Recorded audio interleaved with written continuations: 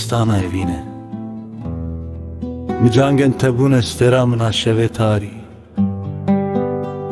Eşa dile muhavetiye vargeha dile teye nazik Deriye sinore dile xoveke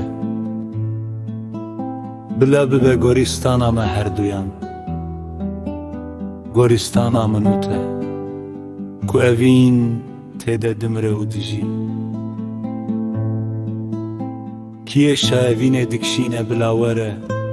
Kulmek ave bireşine ser Goristana minute Bila hêsiren teyen wekî çeme herik bar Wê axa me şil bike Bibe bîranîne evîna me Veke kurowarê min Axa min di dilê te de ye Ez ê xwelwargeha deriyê te bixim Min ve şêre direşiya çavên xwe de Dibin mizangên te de Wekî sirêştekî veşartî Kî bipirse bêje Xatir ji min xwest û çû welatê bênav Çû warê ku navê wî jî winda bûye Lê dilê wî hîn li vir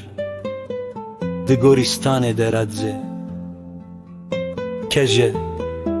Çavên te wekî tava sibêronî Mijangên te wekî pira dehderî dirêj û nazik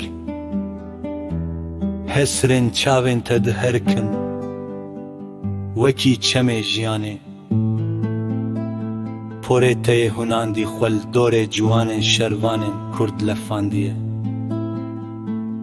Rindikên te wekî behra wanê xemê kom dikin Kenê li ser rûyê te wekî agirê Newrozê geş bûye ji nû ve Ji çi? Ji hêrsa ku te dilê xwe de mezin kiriye Tu ketî nav xeyalên xwe yên kur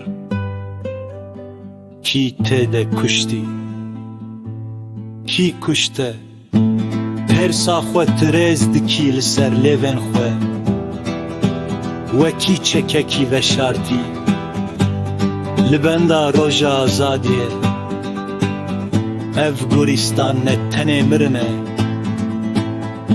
Ew jî ronahiya agirê Newrozê ye Di dilê me de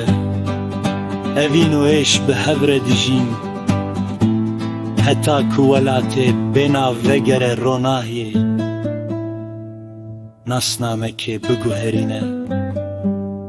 Lê ez hîn jî li benda te me Direşiya çavên te de winda bûn Lê dîsa jî stêrim